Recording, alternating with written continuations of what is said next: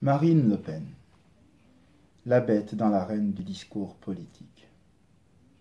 Aujourd'hui, c'est l'une des figures centrales de la politique française et je veux m'intéresser à elle, d'autant plus qu'il y a encore quelques jours, je faisais une vidéo sur système et peuple, dans laquelle je faisais la démonstration de la nécessité qu'il y a pour les hommes politiques à construire une rhétorique qui oppose le système au peuple pour mieux surgir comme la figure de proue combattant le système qui, lui, essaie de maintenir le peuple dans l'asservissement. Le dernier discours de Marine Le Pen, celui qu'elle a tenu il y a peu de jours à Châteauroux, revient en force avec cette idée du système qu'il faut absolument combattre, comprendre et combattre. Et elle se pose elle-même comme étant l'altérité radicale de ce système, son autre, et comme par là même la figure par laquelle ce système explosera et ainsi adviendra la libération du peuple français.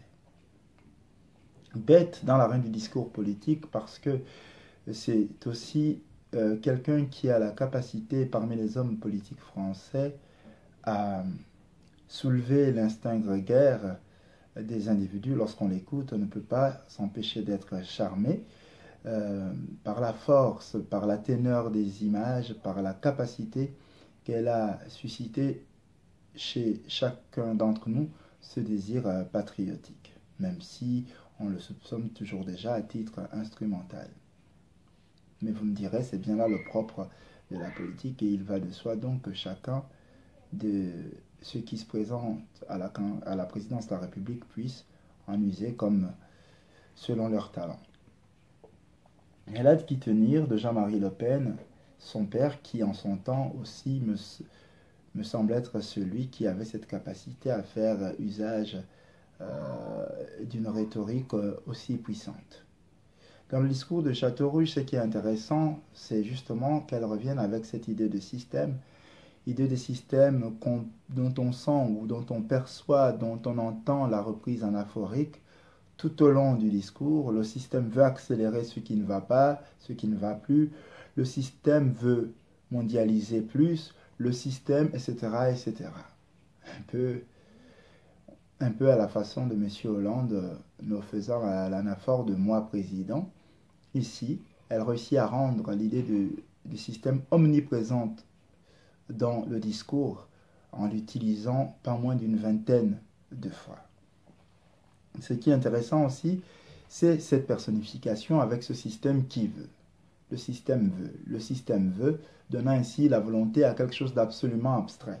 Et c'est peut-être là toute la force de Marine Le Pen, de donner une réalité à quelque chose qui, a priori, est une abstraction. Au départ, le système est nommé comme une espèce de monstre barbare sans visage, le plus froid des monstres froids, dirait Karl Marx. Et puis là, tout à coup, elle réussit à lui donner d'abord une volonté et bientôt un visage. Un visage à travers les candidats, mais avant d'énoncer le visage de ce système, Marine Le Pen va d'abord nous en donner les lieux d'énonciation. Le système, ainsi, aurait son lieu fondamental d'énonciation du côté de Wall Street, en Amérique, aux États-Unis, et puis bientôt, ce système a besoin d'une succursale, alors il se déploie à travers l'Europe, l'Union européenne, qui est en quelque sorte son marchepied en Europe, son agence secrète en Europe. L'Union européenne ainsi fait figure de proue, figure de succursale, pour ce système qui s'énonce depuis Wall Street. Il s'agit donc de la fameuse puissance financière, la puissante finance qui, dans sa volonté d'homogénéiser et de dominer le monde, cherche à se reproduire à travers des structures et bientôt à travers les candidats à l'élection française que sont Fillon et Macron, qu'elle désigne comme étant ces derniers turiféraires. D'ailleurs, elle ne se gêne pas pour dire que ce sont des candidats qui ne sont pas libres. On peut l'entendre, voilà ce qu'elle déclare. Ils ne sont que des pantins dans la main des intérêts privés. C'est la haute finance que ces gens servent en réalité. Je ne veux pas que les agents d'AXA ou des laboratoires Servier colonisent les ministères. Ainsi, le ton est donné. Ses adversaires ne sont donc que les délégués, les agents du système de la haute finance, qui se déploient par ramification à travers les grandes multinationales qui contrôlent le monde et qui sont désormais déjà en train de s'emparer de la France au détriment du petit peuple français qui est en grande souffrance et dont elle nous dit qu'il tombe lentement mais sûrement dans les abîmes. Marine Le Pen réussit ainsi, à mon sens, un tour de force majeur parce qu'en rendant ainsi visible le système de la haute finance, le fameux système au départ abstrait, en lui donnant un visage humain, d'abord à travers des lieux d'énonciation que sont Wall Street et l'Europe, et bientôt des visages, en tout cas pour ce qui concerne la France, dont ceux de ses deux principaux concurrents, elle réussit le tour de force à rendre visible, palpable, ce système dont elle se sert pour pouvoir bientôt présenter sa candidature comme étant l'unique, comme étant la seule libre, capable d'apporter au peuple la liberté, capable d'apporter au peuple la prospérité, capable d'apporter au peuple la paix dont il a besoin. Elle dit qu'alors que les autres ont un renvoi d'ascenseur à faire, elle est la seule des candidates à ne pas en avoir de retour d'ascenseur à faire parce qu'elle ne possède pas d'amis dans la haute finance alors que ses adversaires principaux, eux, sont soutenus par de grands banquiers, de grandes banques, par des patrons de multinationales. D'emblée dans ce discours, en fait, ce qu'il y a de formidable, c'est de préparer chacun dans l'inconscient collectif à une sorte de guerre. Marine Le Pen, dès l'entrée du discours, montre qu'on est en guerre, que la France est en guerre. Ainsi, la campagne présidentielle devient la bataille de France, dit-elle. La bataille de France, laquelle bataille a pour but de ne pas, d'empêcher en tout cas le système de pouvoir proliférer et prospérer en France. Elle parle de bataille de France en se posant comme celle qui vient, à la façon du général de Gaulle, poser, animer la résistance. Elle dit de ses collègues, de ses principaux adversaires, qu'ils sont les marionnettes, mais qu'ils sont des hommes de renoncement, des hommes d'abdication. Or, pour elle, il n'est pas question d'abdiquer, il n'est pas question de renoncer. Au nom de la France, de sa grandeur, de sa valeur, il faut résister. Résister à ce système, résister à ces turéféraires qui viennent, sous couvert de représenter le peuple français, servir les intérêts de la haute finance.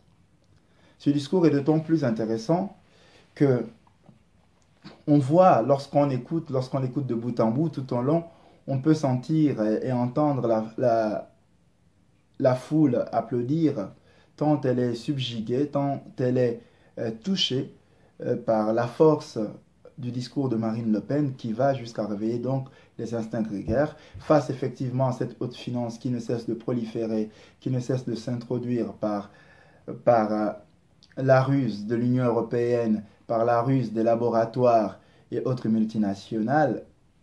Elle oppose donc le désir patriotique en invoquant la gloire de la France, en convoquant la grandeur culturelle de la France, la grandeur spirituelle de la France. D'ailleurs, à l'endroit de son électorat, elle dit « Nous appelons au sursaut des énergies nationales, à la résistance et à la conquête. » La résistance et la conquête. La résistance, tout de suite dans l'imaginaire collectif, ce qui a mis en branle ici, c'est la figure de proue du général de Gaulle. Elle est ainsi à la fois Jeanne d'Arc, elle est ainsi l'incarnation féministe ou féminine de Charles de Gaulle. Voilà, ce discours il est d'autant plus intéressant qu'il permet de capter les énergies primaires de conservation. Tout l'effort de Marine Le Pen, c'est de réussir à faire cette opposition entre nous et les autres. D'ailleurs, elle nous présente bientôt la question des migrants comme étant elle aussi, une ruse opérée par la haute finance. Si l'Europe accepte les migrants, c'est simplement parce que, en arrivant, ils permettraient aux laboratoires de faire de meilleurs bénéfices, puisque grâce à eux, on pourra payer des salaires à bas coût et ainsi envoyer les Français qui coûteraient cher au chômage. Ainsi, la haute finance pourrait continuer à prospérer.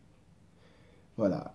Et du coup, derrière, on entend bien qu'il faut absolument, pour empêcher la haute finance, aussi pour la combattre, il faut remettre en place les barrières, les frontières physiques, et pourquoi pas les barrières tarifaires et douanières pour sauver la souveraineté de la France.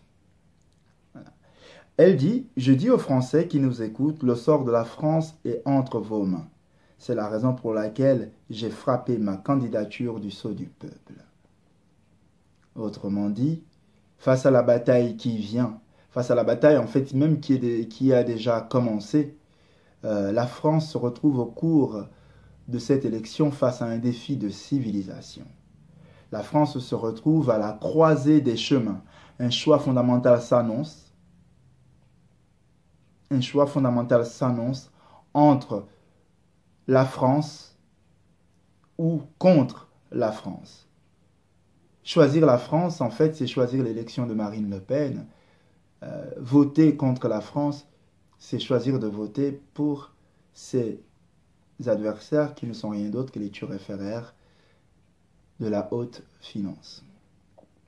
Voilà, je voulais rapidement revenir sur ce discours parce qu'il me semblait important, il me semblait capital dans la mesure où il reprenait le manichéisme auquel on est naturellement habitué depuis le père Le Pen jusqu'à sa fille, et qui permet de comprendre combien le temps de l'élection et les enjeux qu'il soulève sont souvent le moment où on arrive à saisir les représentations que charrient les hommes politiques. Ici, le moment de l'élection, c'est aussi le moment de soulever les craintes, de soulever les peurs primaires et de désigner l'altérité comme celui à cause de qui ou duquel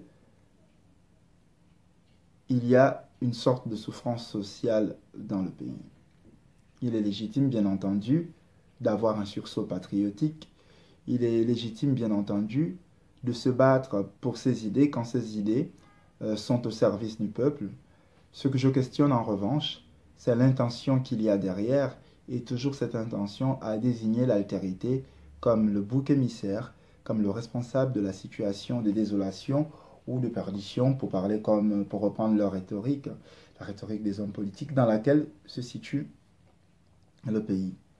C'est toujours pour en appeler en fait en quelque sorte à plus de raison, à plus de prudence, afin de pouvoir accueillir le discours des hommes politiques, d'en élaguer les contours pour pouvoir saisir l'idée fondamentale, les non-dits, l'en deçà du discours qui toujours cache une volonté d'exclusion, qui souvent cache, je dirais, une volonté d'exclusion, qui souvent traduit ou charrie une représentation négative de cette altérité même.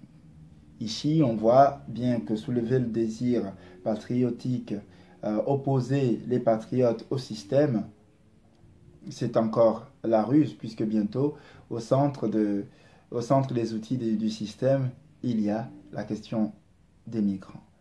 Marine Le Pen réussit ainsi à reprendre les thèmes favoris de son père, mais là où son père disait noir, arabe ou étranger, Marine Le Pen ne parle que de migrants.